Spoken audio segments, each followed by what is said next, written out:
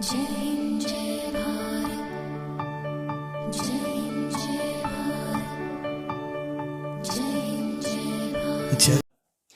जैसे ही इमरान खान का टकराव शुरू हुआ कमर जावेद बाजवा यानी कि आर्मी चीफ से, ये बात क्लियर हो गई थी कि इमरान खान के दिन अब बचे कुछ हैं, बहुत कम बचे हैं। हो सकता है 3 महीने, हो सकता है 6 महीने, लेकिन जाना तो तय, ये तो पक्का है। हाल में एक खबर ये भी आई कि इमरान खान की कैबिनेट के करीब 6 मिनिस्टर्स जाके नवाज शरीफ से लंदन में मीटिंग करके आए हैं, और कुछ एमएनएज यानी कि नेशनल असेंबली के मेंबर्स भी मीटिंग करके आए हैं। तो गद्दी नीचे से खिसकती दिख रही है, और धीरे धीरे करके इनफैक्ट कमर जावेद बाजवा यानी कि आर्मी चीफ ने भी ये बहुत स्ट्रेटेजिकली और बहुत समझदारी से गेम खेला कि धीरे धीरे करके उनकी उनकी नींव को कमज़ोर कर रहे हैं ताकि उनके अपने आदमी उनके खिलाफ हो जाए। इसमें कुछ मिनिस्टर्स जो कि नवाज शरीफ से मीटिंग की जिन्होंने, वो अलग चीज़, और इनके जो मेंबर ऑफ नेशनल असेंबली हैं वो जो दूसरी अलग पार्टीज़ को कॉन्ट्रैक्ट कर रहे हैं वो अलग चीज़।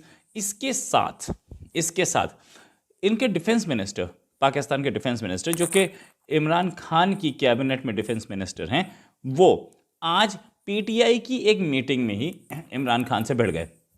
उन्होंने इमरान खान को बोला कि हमारे उनके अपने इलाके में गैस पर पाबंदी है, एनडब्ल्यूएफ यानी कि खैबर पख्तूनख्वा में गैस पर पाबंदी है, और गैस और बिजली हम ही पैदा करते हैं और हम ही पिस रहे हैं। तो इस पर उन्होंने बोला कि अगर ऐसा ही चला तो हम आपको आगे वोट नहीं दे पाएंगे।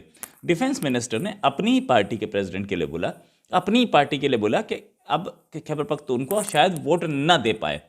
ऐसे पे प्राइम मिनिस्टर आपको हमने बनवाया है, ये बात उन्होंने बोला, खैबर पख्तूनख्वा के मिनिस्टर। कि तो पाकिस्तान के वज़ीर ख़ारजा शाह महमूद कुरैशी साहब जो हैं, वो रोमानिया और स्पेन को विज़िट कर रहे हैं आजकल, और मेरा ख़्याल है स्पेन से वापस आने वाले हैं। अब एक इम्पोर्टेंट डेवलपमेंट है, और मैंने इसको बड़ा डेलिब्रेटली उनकी प्रेस रिलीज़ेज़ को सर्च किया, उनकी जो प्रेस कॉन्फ्रेंस थी मैंने वो सुनी रोमानिया में और स्पेन में, और मैंने ये ढूँढने की कोशिश की कि क्या पाकिस्तान की फ़ॉरेन पॉलिसी में ये कोई शिफ्ट तो नहीं है? कि पाकिस्तान जो है वो कश्मीर की बात नहीं कर रहा when it comes to engaging और in this trip of Shah Mahmood Qureshi to Europe. अब अगर आप देखें कि जो कुरैशी साहब की जो स्पेन के फॉरेन मिनिस्टर जोस मैनुअल अल्वारेज़ जो हैं, उनके साथ मीटिंग हुई, मेंबर्स ऑफ पार्लियामेंट के साथ मीटिंग हुई। इसके साथ-साथ अगर आपको याद है, और अगर नहीं तो मैं बता देता हूँ कि जो प्रेज़िडेंट ऑफ कांग्रेस हैं और डेपुटीज़ हैं स्पेन की, उनसे भी उनकी मुलाकात हुई।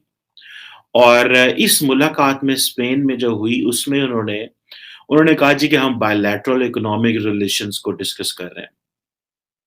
और स्पेन क्योंकि चौथी बड़ी इकोनॉमी है यूरोपियन यूनियन के अंदर, और और पाकिस्तान जो है 8वाँ बड़ा सोर्स है इंपोर्ट्स का यूरोप में, स्पेन के अंदर। और तकरीबन $750 मिलियन से ज़्यादा की जो पाकिस्तान की एक्सपोर्ट्स हैं, वो स्पेन में होती हैं, जो कि बहुत बड़ी मार्केट है, जिसमें प्राइमरीली रॉ कॉटन और ये। अब प्रॉब्लम ये है कि आपने देखा है कि जो मुझे चीज़ नज़र आई है कि शाह महमूद कुरैशी ने अफ़गानिस्तान पे बात की है। शाह महमूद कुरैशी ने फैटफ के ऊपर बात की है। शाह महमूद कुरैशी ने जीएसपी प्लस स्टेटस की बात की है, लेकिन कश्मीर और इंडिया का ज़िक्र नहीं किया। इसकी क्या वजह है? क्या पाकिस्तान ये समझता है कि अगर हम हो जहाँ जाते हैं तो जो होस्ट ममालिक हैं उनके अंदर एपेटाइट नहीं है, they don't want to listen Pakistan on Kashmir and India, और there is a shift because Pakistan ने एक चीज़ कही थी कि हम जियो स्ट्रैटेजिक कॉम्पिटिशन नहीं, हम जियो इकोनॉमिक्स की तरफ जाना चाह रहे हैं। अब ये जो जियो इकोनॉमिक्स है that makes a lot of sense, और मैं इसको पर्सनली बड़ा एप्रिशिएट करता हूँ।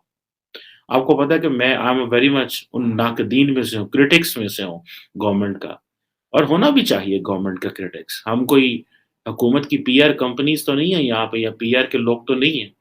Our job is to promote, protect and enhance the national interest of the country. हर एक मुहिब वतन पाकिस्तानी की, आप जिस मुल्क से भी हों, आपका काम है अपने मुल्क की बात करें। अगर कहीं गलत हो रहा है तो उसको हाइलाइट करें।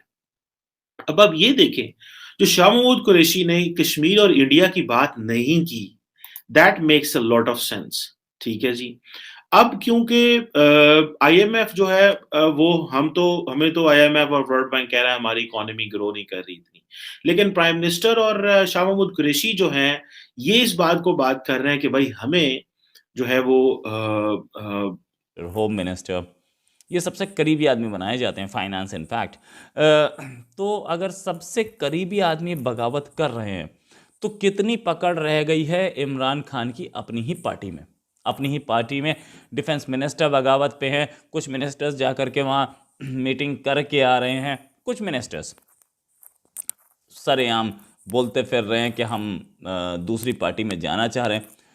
एक मिनिस्टर और थे जिन्होंने उधर नेशनल असेंबली में डिस्कशन हो रहा था कुछ एमपीज के बीच में, जो कि किसी को पता नहीं था। नेशनल असेंबली में बोला कि मैंने अपने बच्चों को बोल दिया है कि आप किसी और कंट्री सेटल हो जाएं, ये कंट्री अब रहने लायक नहीं रह गया। ये जो कहानी है बड़ी ही डेंजरस है, एक्सप्लोजिव हो गई है। इनफैक्ट शाह महमूद कुरैशी कल ही जो एक कनाडा का वो आया था, कनाडा की जो आई थी एडवाइजरी, उसके बाद शाह महमूद कुरैशी ने आज कनाडा के फॉरेन मिनिस्टर से बात की, कुछ कुछ उन्हें मुबारकबाद दी और इंडिया का रोना भी रोया कि इंडिया में कुछ ऐसी गवर्नमेंट आ गई है जो कि वायलेंस को पसंद करती है, दिस एंड दैट, वो सारी चीज़ें जो वो बोलते हैं वो बोले। लेकिन इस बात पर कोई तवज्जो तो उन्होंने दी नहीं वहाँ की फॉरेन मिनिस्टर ने। खैर, फॉरेन मिनिस्टर ने ये बात भी एक्सेप्ट नहीं की होगी कि हम एडवाइजरी वापस करें, लेकिन बात ज़रूर की। एक तरफ इंटरनेशनल फ्रंट पे फेल होता पाकिस्तान, एक तरफ इकोनॉमिक फ्रंट पे फेल होता पाकिस्तान, एक तरफ ऐसा डोमेस्टिक फ्रंट पे फेल होता पाकिस्तान, मिनिस्टर्स बगावत कर रहे हैं। ये पूरे एक फेलियर का पिटारा जो बन गया है पाकिस्तान, उस सिचुएशन में कुछ कर भी क्या सकते हैं, मतलब अपना एक हुक्मरान चेंज करने के सिवा और तो मुझे लगता नहीं कि कोई ऑप्शन है। लेकिन इस कांटों भरे तख्त को कोई लेना भी तो नहीं चाहता। जो भी आएगा वो इस चक्कर में आएगा कि मैं अपना 1 साल 2 साल 5 साल मैं अपना कमाऊं और फिर कहीं अमेरिका चले जाऊं या यूरोप चले जाऊं या कनाडा चला जाऊं, वहां जाके सेटल हो जाऊं, कमाने के लिए, निचोड़ने के लिए पैसा, उसमें से कुएं में से तेल निकालने के लिए। लेकिन कोई और मुझे नहीं लगता कि कोई देश सेवा के की मूड में हो तो आता हो। इनफैक्ट पोजीशन ऐसी रह भी नहीं गई है। आज ही एक और रिपोर्ट आई, इनफैक्ट कल आई, पाकिस्तान का पासपोर्ट जो लिस्ट है वर्स्ट पासपोर्ट्स में चौथे नंबर पे। नॉर्थ कोरिया का पासपोर्ट भी उससे बेटर पोजीशन में है।